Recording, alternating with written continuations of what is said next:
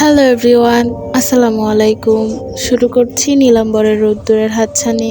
লিখনিতে বেলা শেখ, পর্ব সংখ্যা ১৩। কালো চাদরে আবৃত মেয়ালি কায়া তার দেহরক্ষীদের সাথে গিয়ে পুনরা আমলের মহলে ঢুকে যায়। উজ্জ্বল ঝাড়বাতির আলো গায়ে লাগতেই ছাদর খানা ছুঁড়ে ফেলে, ব্যতিব্যস্ত গলায় ডাকে কাউকে। সরাইখানা হতে বেরিয়ে আসে মাঝবয়সী মহিলা সুপ্রা দত্ত। দামিনী স্নিত হেসে শুধায়, আমার শোভা ঘুমিয়ে পড়েছে মণি? সুপ্রা থতমত গলায় বলে, কাঁদতে কাঁদতে একটু আগেই ঘুমিয়ে পড়েছে। তোমারে কত করে বললুম যেও না, তুমি শুনলেই না। আমার ফেরাইয়া নিদিমু, তুমি কেন ও পথে পা বাড়াচ্ছ? ওখানে পদে পদে বিপদ ওত পেতে আছে, কেউ কারো আপন নয়। মুসলমানরা তো আরও নয়, ওরা জাতশত্রু, মানে আমাদের। একবার দগ্ধ করে শখ মিটিনি, ভুলে গেছো সব? দামিনী হাতে লণ্ঠন সুপ্রার হাতে ধরিয়ে দিয়ে বলে, কিচ্ছু ভুলিনি মাসিমণি, সব পুষিয়ে রেখেছি, সময় হলে পাই টু পাই ফিরিয়ে দেব। আমার জীবন তছনছ করে তারা ভদ্র সমাজে মাথা উঁচু করে দাঁড়িয়ে আছে, আর ওদিকে আমার বৃদ্ধ বাবা মা মাথা নত করে কুকুরের মতো সবার লাথি গুঁতা খাচ্ছে। আমি তো এমনি এমনি ছেড়ে দিব না। কল্লা না কাটতে পারি, আঘাত আমি আনবই, দুর্গা মায়ের দিব্যি। সুপ্রার মনটা কু ডাকে, ভীতিকর গলায় বলে, দামু কি সব বলছো? কি দরকার পুরনো কাসুন্তি টেনে বর্তমানের বিপদ ফেলার? আর ভুল তোমার ছিল, কিন্তু ভুলে যেও না, ওরা খুবই ভয়ানক। শকুনের থেকেও বেশি তীক্ষ্ণ বুদ্ধি তাদের। তুমি একা পারবে না ওদের সাথে, ওরা তোমাকে পিষে ফেলবে পায়ের নিচে। ওরা ভদ্রলোক সেজে সমাজে ঘুরে ফিরে, গ্রামবাসীদের চোখে তারা সাধু সুন্নিতে, আর তুমি যাত্রাপালার মঞ্চে নাচানাচি করার নর্তকী, যাদের ভদ্র সমাজ নষ্টা ছাড়া কিছুই বলে না। জবান সামলাকে বাদ করো মাসিমণি, তোমার বস্তা পচা জ্ঞান আমাকে দিতে আসবা না। যাও, মানা গোছাও আমার। কাল থেকে যাত্রাপালা শুরু, সকাল থেকেই চর্চা শুরু হবে। দামিনী খুর ধারালো বাক্য আদেশ বাণীতে সুপ্রা মাথা নত করে নেয়। ভুল ত্রুটি মার্জনা করে দামু, লেকিন তোমার কিছু হলে সুবার কি হবে? দামিনী দাঁত কিরমির করে বলে, মানহুস কথা বলবে না। সুবা তার আসল ঠিকানায় পৌঁছে দিয়ে তবেই ঠাকুরের কাছে যাব, তার আগে না। সুপ্রা নত মাথায় দাঁড়িয়ে রয়। দামিনী বিরক্ত মুখে অগ্রসর হয় কামরার দিকে। রসাইখানা থেকে ছপর ছপর আওয়াজ শুনে দামিনী কান খাড়া হয়, সন্দেহভাজন মন নিয়ে উকি দেয় সেখানে। ময়লা কাপড়ে আচ্ছাদিত এক মাঝবয়সী লোক গ্রোসারে খাবার গিলছে, যেন কদিন অনাহারী। গোপে ঢাকা, মুখটা দেখে চিনতে অসুবিধা হয় না তার। সুপ্রাকে হুকুম তালিম করে, এটা এখানেও খাচ্ছে, হাতে কিছু ধরিয়ে দিয়ে বিদায় করো জলদি, আমার সুবার ধারে কাছেও যেন না ঘেঁষতে পারে। আকরাম নামক পাগলটা ভীতিকর চাহনিতে দামিনীর দিকে তাকায়, ময়লা দাঁত কেলিয়ে বলে, পেয়ারি দামু, শামিল ভাই তোমার শুভেচ্ছা দিয়েছে, তার হয়ে কাজ করলে অনেক মুনাফা পাইবা, আর আমার লগে দেখাও করবার চাইছে। দামিনী সুপ্রার ইশারায় পাগলটাকে বের করতে বলে নিজ কামরা চলে যায়। শব্দহীন পা ফেলে নরম পলকে উঠে বসে। দেবীমা তার সুভাকে রূপ লাবণ্য ঢেলে দিয়েছে। সুভাকে দেখলেই চক্ষু শীতলতার আবেশ ভরে যায়। এত সুন্দরী স্নিগ্ধ মায়াবী মুখ কমই দেখা যায়। দামিনী সুভার মাথাটা নিচ কোলে তুলে নেয়। রঙিন ফিতের বাঁধা বিনুনি খুলে চুলে ভাঁজে আঙুল বুলিয়ে দেয়। সুভার লাস্যময়ী মুখশ্রী চেহারার দিকে তাকিয়ে বাকি নিশীথ নিশর হয়ে অন্ধকারে বুনে যায় সুই সুতোয়। সাত সকালে খোপে ধরা মোরগের ডাকে না, মায়ের বকবকানিতে অতিষ্ঠ হয়ে সুরেলা বিছানা 2-3 বার গড়াগড়ি খেয়ে উঠে বসে। গলায় ওড়নাখানা পেঁচিয়ে বেরিয়ে আসে ঘর থেকে। শান্তি বেগম থেমে নেই, এত বড় মেয়ে হয়েছে, কাজকর্ম নাই, গায়ে হাওয়া লাগিয়ে ঘুরবে আর তিনি খেটে মরবেন। আরও অনেক কথা সুরেলা কানে নেয় না। উনুন পাড়ের বেড়ার ফাঁকে রশি দিয়ে বোতলের গলা বেঁধে রাখা হয়েছে। সুরেলা সেটা টেনে বাঁ হাতে তালুতে মাজন নেয়। তর্জনী আঙ্গুলের সাহায্যে মাজন দিয়ে দাঁত ঘষতে ঘষতে চলে যায় বাড়ির পিছনের দিকে। শান্তি বেগম মেয়ের ভাবলেশীনতায় যেন জ্বলে ওঠেন। গলায় গোয়াল পাড়ে গরুর কাছে দণ্ডায়মান ছেলেকে দেখিয়ে বলে, দেখলি নবাবজাদির ভাব, কাজকর্ম নাই, টই টই কইরা বেড়াইব। এদিকে মায়ে যে কামে তল পায় না, মরতে নেয়, সেদিকে ধ্যান নাই। সেলাই মেশিন বসমু নাকি রাঁধমু? তোরে কাজ করতে কইছে কেডায়? মেশিন বেচ্চা পায়ের উপর পা তুললা খা। আব্বাই তো অহন টাকা দিতাছে ঝোল্লা বইরা, তারপরও লোভ যায় না। ছেলের বেফাস কথাবার্তায় খারাপ লাগে শান্তি বেগমের। ভোতা মুখে জাটা রেখে ঘরে চলে যায় দচ্ছং বছং দেখিয়ে। সিনানের এসব কিছুই যায় আসে না। উচিত কথা বলতে পারলেই সে শান্তি পায়। গোয়াল ঘরের পাশে কাঁঠাল গাছ থেকে কিছু পাতা ছিঁড়ে তার বিউটিকে খাওয়ায়। সাত সকালে শাপলা সখীদের টেনে এনেছে। সুরেলা টেনে এনে মাটিতে দাগ কেটে কুতকুত খেলার ঘর আঁকে। মধ্য শিরধারা শিরকে কেন্দ্র করে তরঙ্গের মতো এঁকে বেঁকে এঁকেছে। খোলা ফেলে এক পা তুলে কুতকুত বুলি আউড়িয়ে খেলছে। সিনান এগিয়ে এসে খোলাটা পায়ের নিচে আটকে খ্যাক করে বলে ওঠে, সাত সকালে আল্লাহর নাম নেওয়া বাদ দিয়া কি প্যাক প্যাক শুরু করছস? স্কুল নাই তোদের? ধমকে কিশোরী মেয়েগুলো মুখ পান ছুটে দেখায়। সুরেলার পেছনে লুকিয়ে পড়ে। সিনান খিটখিট মেজাজে গাথা যে পুরনো গাওয়ে রপ্ত। শাপলা কোমরে হাত রেখে ঝগড়টে ভঙ্গিতে বলে, সিন ভাই, ভালো হইতাছে না কিন্তু, খোলা দাও। আমরা আমাদের উঠোনে খেলতাছি, আর আজ স্কুল ছুটি বুঝলা? কেন, আজ তো শ্বশুরবাড়ি বিয়া নাকি? শাপলা ঠোঁট চোখা করে বলে, ও মা গো, কি বেড়া! কোন রাজ্যে বাস করে সিন ভাই, জানো না? আজকার থাইকা মেলা শুরু, মেলার প্রথম দিন স্কুল ছুটি দিছে। বিশ্বাস না হইলে হেডমাস্টারের কাছে যাইয়া শুইনা হ। যাও যাও, আমাগর খেলার ডিস্টার্ব কইরো না। গো গো। মটমট শব্দ হয়। শাপলার মুখের আকার ভঙ্গি পাল্টে যায়। সিনান ঠোঁট বাঁকিয়ে হেসে পা সরায়। খোলা টুকরো টুকরো করে দিয়েছে পায়ে পিষে। শাপলা আহাজারিতে ফেটে পড়ে, যেন মাটির খোলা নয়, বেচারির শখের হৃদয় ছিন্ন বিচ্ছিন্ন করে দিয়েছে। সিনান বেশ উপভোগ করে। তার হাসিতে শাপলার দুঃখ বেড়ে যায়। বাচালি মেয়ে পারে না পুরো গা মাথায় তুলে নাচে। শাপলার মা এসে শাপলাকে বকাঝকা করে যায়। মেয়ে মানুষ কেন গদা ফাড়বে? আশ্চর্য লোক, ছিছি করবে না? সফি আড়াল থেকে দেখে যায়, বের হওয়ার সাহস করে না। খেপাটে হাতের কাছে পেলে তাকে কাঁচা চিবিয়ে খাবে। সুরেলা ভাইকে ঠেলে সরিয়ে দিতে চায়। সিনান হেসে চলে যাবে, শাপলার মায়ের ডাকে থেমে যায়। বাপ, বিকালে মেলায় যাইবা না? সিনান স্নিত হেসে বলে, চাচি আম্মা, উৎসব বাজলে পকেটে ফাঁকা হয়, তবুও যাইয়া ঘুরা ফিরা আসমুনে। ভদ্রমহিলা ঘর থেকে ঘুরে এসে 3 টাকা দিয়ে বলেন, সফি ছোট মানুষ, হাট বাজারের কি বুঝে? ওরে মেলায় থাইকা ঘুরাইয়া আইনো, কিছু সদাইপাতি কি নাই তোমার নিও, কয়ডা আমাগরে দিও। সিনান টাকাটা নেয় না। ভদ্রমহিলার মহানুভূতিতে হাসে। মন বড় থাকতে টাকা খনির দরকার পড়ে না। কি যে বলেন না চাচি, এতটাও অধপতন হয় নাই। বাপ ডাকছে, আবার টাকাও দিতেছেন, কষ্ট পাইলাম। সফি কই, পাঠাই দেন। সিনান কথায় ভদ্রমহিলা বিস্ময় প্রকাশ করে টাকাটা জোর করে দিতে নেয়। সিনান নেয় না, চলে আসে উঠোন থেকে। নিজ বাড়ির উঠোনে আসতেই শান্তি বেগম সম্মুখীন হয়।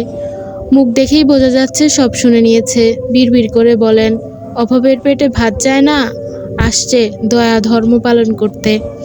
অতি নির্ম আওয়াজে বললেও সিনান ঠিকই শুনতে পায়। কিছু বলতে উদ্যত হলেও চুপ করে যায়। পাশের উঠোনে চাচি শুনলে কি ভাববেন। সিনান কল পাড়ে গিয়ে হাত মুখ ধুয়ে শফি পা টিপে টিপে এগিয়ে আসে সিন ভাইয়ের পিণ্ডি চটকে চটকে। সিনানের চোখ তুলে তাকালে শফি পিছু ছুটে। সিনান হেসে মুখের পানির ছিটা দিয়ে বলে, গাধা, আয়, মারবো না। মাও এই কথা কয়, গেলে পাছার ছাল তুলে নেয়। মায়েরই বিশ্বাস করি না, তুমি কোন কানের পাড়াতো ভাই। শফি ভেংচি কেটে বলে। সিন সরি রশিতে টানা গামছাটা টেনে হাত মুখ মুছতে মুছতে আদেশ ছাড়ে, আশা লাগতো না। তোর ভাবিরে লইয়া ঘাট পারে যা, গোসল করাই দিমু। সিনান ঘরে গেলেই শফি এগিয়ে আসে। গোয়ালপাড়ে বাঁধা লালচে রাঙা বকন গরু সামনে দাঁড়ায়। হাসি পায় তার, এই গরু নাকি তার ভাবি। তার ছেঁড়া পাগলের কাণ্ড শুনলে গড়াগড়ি হাসতে ইচ্ছে করে। সে গরুর টান গালে ঠাস করে একটা লাগিয়ে বলে, ভাবিজান ভালো আছেন? গোসল করবেন কেন সাত সকালে? প্রশ্ন করেই শফি মিটমিট করে হাসে। গরুটা মুখ এগিয়ে আনে। শফি একটু আদর করে নেয়। বকন গরু জিভ বের করে চেটে দেয় হাত। শফি হেসে কপালে চুমু দিয়ে বলে, ও ভাবিজান, কথা কন না কেন? আমি আপনার দেওর। বাক্য সম্পূর্ণ দেওয়ার জন্য অপ্রত্যাশিত আঘাতে বয়ে চেঁচিয়ে ওঠে। কাঁদো কাঁদো মুখ বানিয়ে দূরে সরে দাঁড়ায়। সিনান চোখ পাকিয়ে যায়। ছি ছি, লজ্জা শরমে মাথা খাইছস? বড় ভাইয়ের বড় চুম্মা দেস? তোর মুখ আজ আমি সিলাই পাঠাই ছাড়মু। শফি পারে না, ভ্যা ভ্যা করে কেঁদে দেয়। সিনান তেড়ে গেলে দৌড়ে গোয়াল ঘরে গিয়ে দরজা আটকে দেয়। আমার ভুল হয়েছে সিন ভাই, তোমার পায়ে পড়ি, মাফ কইরা দাও। আর জীবনেও কাউরে চুমা খাইতাম না। তোমার বউ তো আরও না, দরকার পড়লে আমার বউ হইলে তুমি একখান চুমা দিয়া শোধবোধ কইরা দিও, তাও মাইরো না। আস্তাগফিরুল্লাহ। সিনান সালেহ কি তোর লুচ্চা লাগে নাকি যে অন্যের ভরে চুমু দিব? তার কি বউ অভাব? আল্লাহ পাকের রহমত করলে 4-5টা বউ আনমু, সকাল বিকাল এক একটারে এক একটা দিমু। শফি দাঁতে দাঁত চেপে অবশ্য গালি দেয় মনে মনে, লুচ্চার বাপ, 4-5টা বউ আনবো, শখ কত? বউ কি গাছে ফলে নাকি? যে ভাব একটা জুটলেই সে পুরো গা প্যান্ট ছাড়া চক্কর দিয়ে আসবো। শফি চুপসানো মুখে বলে, ও সিন ভাই, তুমি না আমার দুলাভাই, শালা ভাইভা মাপ কইরা দাও।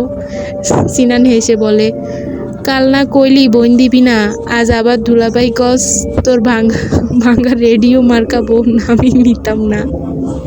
আমার তো আসমানের চাঁদ নাই, আমার তো আসমানের চাঁদ চাই।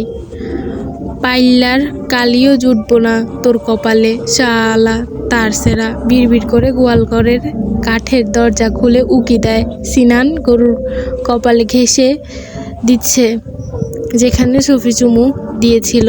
শফি ভেংচি কাটে, কি দরদ, দেখলেই গা জ্বলে যায়। এবারের মতো মাফ কইরা দিলাম, ভবিষ্যতে আমার বউয়ের আগে পিছে দেখলে মেশিন কাইটটা হাতে ধরাই দিমু। সাবান খার নিয়া পেছনে আয়। সিনান সালেহর পুকুর। শফি বোতাম মুখে 570 সাবানটা হাতে নেয়। খড়ের গোদা হতে একটা খোর বের করে নিয়ে পিছু পিছু যায়। সিনান গরুর রশি টেনে পুকুর ঘাটের দিকে হাঁটে। পিছনে শফির অবস্থান খেয়াল করে বলে, মেলায় নাকি সার্কাস আইব, শুনছস? সার্কাস কি সিন ভাই? শফি নাদান গলায় সিনান বলে ফিরে ভঙ্গ করে বলে, ওলে কচি খোকাটা, সার্কাস বুঝুস না? বগলে নিচতলা বাল ছাইয়া তাহে উনি সার্কাস চেনে না। গতবারের থাপ্পড়ের কথা ভুলা গেছস? শফি এক হাতে গালে উঠে আসে। কতবার সিন ভাইয়ের সাথে মেলায় গিয়েছিল। তার সেরা চোখ ফাঁকি দিয়ে সার্কাসের পেছনের দিকটার টিনের বেড়ায় ফাঁক দিয়ে একটু উকি দিয়েছিল। তাই সিন ভাই তাকে মেরেছিল। হাত আর চুল মুঠি টেনে রাম থাপ্পড় দিয়েছিল। সে থাপড়ে সে 7 দিন জ্বরে কোলে বসেছিল। যাবি সার্কাস দেখবার? সিনান প্রশ্ন শফি ভাবাচ্ছে ঘটে। সে জানে তাকে পরীক্ষা করার জন্য বলছে, তাই ভেঙচি কেটে বলে, জীবনেও না, আম্মা মারবো, আর তুমি তো আসোই মারার জীবনে শনি। শেষাক্ত কথ্য দিমান গলায় বলে। সিনান হেসে বলে, আজ রাইতে যাবো নে দুইজন, তাও ফ্রি। শফি বিশ্বাস করে না এই তার সেরাকে, তাই জবাব দেয় না। সিনান পুকুর পাড়ে গরু টেনে নামাবে, চেনা পরিচিত মেয়ালি কায়া নজর বিধে। সিনানের স্বাভাবিক মুখটা গম্ভীর আকার হয়ে আসে। শফির দিকে তাকিয়ে বলে, দুলালি কি করে এখানে? কোন দুলালি? শফি মাথা এদিক ওদিক দুলালির খোঁজে তো পড়ে, ভাবে এই দুলালিটা আবার কেডা? তাদের গাওয়ালে দুলালি নামের কেউ নাই তো। হয় দুলাল নামের একখান বুড়া বেড়া আছে। হ্যাঁ কি তার কথাই কইতে আছে? না, হ্যাঁ তো তার কথা কয় না। এক উচ্ছ্বাসিত কিশোরী দ্রুত পায়ে এগিয়ে আসে পুকুর ঘাটে। জি বউয়েরা কাপড় কাচা বাদ রেখে বাঁকা চোখে তাকিয়ে, হাঁটুর উপর কামিজ, মাথা পা চেপে সালোয়ার, গলায় ছোট্ট ওড়না ঝুলছে, পিঠ ছাড়িয়ে চুলগুলো দুলছে হাঁটার তালে তালে। গ্রামে আর 5টা মেয়ে এমন বেশ ভাষায় বেরোয় না ভুলক্রমে। ময় মুরব্বি দেখলে সিধা নালিশ যাবে বাড়ির কর্তার কাছে। চেয়ারম্যানের ভাতিজি হওয়ায় দরুন রূপসা উক্ত নালিশ থেকে বেঁচে। সে ঘাট পাড়ে শফির পাশে দাঁড়িয়ে ডাকে, ও সিনবাই কি করছো? অন্য কেউ হলে সিনান সালেও খিটখিজে মেজাজে তারা কথা শুনিয়ে দিত। আলালের ঘরের দুলালি সম্পূর্ণ উপেক্ষা করে তার বউকে আদর ভাসিয়ে সাবান লাগিয়ে দেয়। রূপসার চঞ্চলতা মনটা নুইয়ে পড়ে। নিষ্ঠুর হৃদয় পাষণ্ড। সে ফুসফুস করে শ্বাস ছেড়ে ক্ষুব্ধ চাহনি নিক্ষেপ করে লোকটার পানে। শফি যেন আকাশে উড়ে বেড়ায় রূপসার এর পাশে দেখে, লাজুক হেসে মাথা চুলকায়। রূপসা আপার লগে দেখা হইব জানলে ভালো জামা প্যান্ট পইরা আসতো। ধ্যাত্তেরি কি! তুই দে না শয়তান, তুই কাটছস তুই দিবি, আমি পারবো না। কেন পারবি না? অর্ধেক কাম আমি করছি, বাকি অর্ধেক তুই করবি। নে ধর টিকিট। না না না, এক কাজ কর, জামাল আসুক তার হাতে দিয়া দে। শালার মধ্যে অনুভূতি নেই, আমার আবার লজ্জা করে। সার্কাসে বেডি ঘোরে নাচো দেখতে লজ্জা করবি না? হু। ভেংচি কেটে বাবু টিকিটগুলো নিয়ে এক কদম এগিয়ে আসে তো 2 কদম পেছায়। ভাই কাল বলছিল তো যাত্রাপালায় টিকিট কাটতে, কেটেও এনেছে, তবে তারা দ্বিধাদ্বন্দ্বের মাঝে ঢুকে আছে। রিজ ভাই কি তখন মজার ছলে বলেছে নাকি এখন টিকিট দেখে যদি রেগে যায়? ভাই আর ওই বীরভাট্টার যাত্রাপালা 2 মেরু বাসিন্দা। বাবু এগিয়ে যায় বাগানের দিকটায়। বেতে চেয়ারে গা এলিয়ে দিয়ে নরিজ মাহবুব কানে হেডফোন লাগিয়ে নীলচা খামে কিছু ঢুকে রাখে। ঢাকনায় ঢাকা কফির মগে ঠোঁট ভিজিয়ে ভাবনায় বুধ হয়। একটু সতেজ অনুভূতি করে নির্জন পরিবেশে অন্দরমহলেই পরিবেশটা বেশ থমথমে। আম্মা আর রওশনের মুখ দিকে তো তাকানি যাচ্ছে না। চাচির তো মুখ অবশ্য উজ্জ্বল নক্ষত্রের ন্যায় জ্বলে করছে। আব্বা তার সাথে কথা বলার সুযোগ খুঁজছে, কিভাবে ভাতিজার উপকার করতে পারে। বোন নওরিন আর বোন জামাই তো কানের কাছে ফ্যান শুরু করে দিয়েছে। সবচেয়ে স্বস্তির মানব সাদমান ভাই। ভদ্রলোক টু শব্দও করেনি, শুধু কাঁধ উঁচিয়ে অল্প হেসে বুঝিয়ে এক মেয়ের পিছনে 2 ভাই। মেয়ের অভাব পড়েছিল বুঝি? নরিজ নিজেও অবাক। রওশন যার ছোট ভাই সুরকে পছন্দ করে আর সে গুণাক্ষরেও টের পায়নি, আসলে সেভাবে খেয়াল করা হয়নি কখনো। এখন আগে কি হবে? কি আর হবে? তার ভাইটার মন ভাঙবে, কেননা সে ব্যাপারে বড্ড স্বার্থপর। যা তার তা শুধু তারই, ত্যাগের কোনো প্রশ্নই আসে না। সে মনে করে এটা তার ভাইয়ের দুর্ভাগ্য। সে মনে প্রাণে প্রার্থনা করে রওশনের জীবনে এক সতেজ পদ্মার আগমন ঘটুক, তার ভাঙা হৃদয় জুড়ে যাক পূর্বের চেয়ে অধীরতার সাথে। রিজ ভাই, যাত্রাপালার টিকিট আপনি কাটতে কইছিলেন যে? নরিজ মাহবুব বাবুর কথায় হেডফোন খুলে রাখে। বাড়িয়ে দেওয়া টিকিটের দিকে তাকালেও আগে চোখ বিঁধে বাবুর নখে থাকা ময়লা তৎক্ষণাৎ নজর সরিয়ে বিরক্ত মুখে বলে, নখে ময়লা জমে আছে, পরিষ্কার করতে পারিস না? বাবু নখের দিকে তাকায়, পরপর আঙুল মুখে দূরে দাঁত দিয়ে কাটতে থাকে। নরিচ যেন তেলে বেগুনে জ্বলে ওঠে। চোখের সামনে থেকে দূর হ, কাদার দল। টিকিট তোর কাছেই রাখ। কটা কেটেছিস? বাবুর ভোঁতা মুখে জবাব দেয়, আপনিই তো কইলেন 8টার কথা। ওহ, আজ রাইতে নাশো। বাবুর ভোঁতা মুখে উজ্জ্বল হয়, মাথা নাড়িয়ে সায় দেয়। নরিচ বাঁকা চোখে তাকিয়ে শুধায়, কটার দিকে শুরু হবে? প্রথম দিন তো, তাই একটু দেরি হবে। এই ধরনের 11টা 12টার দিকে, ফজরের আগ অবধি চলবো। বাবুকে বলতে না দিয়ে হারুন চটজলদি জবাব দেয়। নরিন কফির মগে আবারও ঠোঁট ভিজিয়ে বলে, ওহ, এখন আমার আপডেট দে চটজলদি। বাবু এবার শুরু করে দেয়, গলা পরিষ্কার করে হড়গড়িয়ে বলে, সেলিম রাজা ঢাকায় নিয়ে গেছে। ওর বাপের অবস্থা নাজুক, তাই শুনলাম। ওর বাপে তাফালিং দেখাইল খুব। চেয়ারম্যান চাচার কাছে বিচার চাইছে, না পাইলে পুলিশের মামলা করব কইল। সে দেখা যাবে। মন্টু মিয়া আর আকরামের কি খবর? নরিচ ভাবলেশহীন গলায় হারুন হেসে বলে, মন্টু মিয়া তো কথাতেই ছেঁড়া বিজায় ভাই। ভদ্রলোকের মুখে বহুত মধু, সবার লগে মিষ্টি মিষ্টি কিরা কথা কয়। তাই বুঝি না কার লগে চলে যাব। তয় স্কুল ছোকরার গড় লগে বেশ ভাব। আর সন্দেহের বিষয় এই ভাই, কাল ভাবিগর স্কুলে এক পোলা ফিট খাইছিল। সবাই বলা বলি করলো কোন মাইয়ার জন্য বিষ খাইছে। ডাক্তারও তাই কইল, কিন্তু পোলার বাপে মায়ে মানবার চায় না। থানা পুলিশ করার হুমকি দেয়। হেডমাস্টার স্কুলে বদনাম হইব দেখা টাকা পয়সা আর ভয় দেখাইয়া দামাচাপা দিছে বিকালে। নরিচ মাহবুব ভাবনায় পড়ে।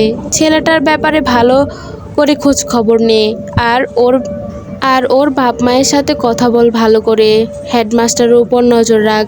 বাবু, হারুন, তমাল একসাথে মাথা নেড়ে সম্মতি প্রকাশ করে।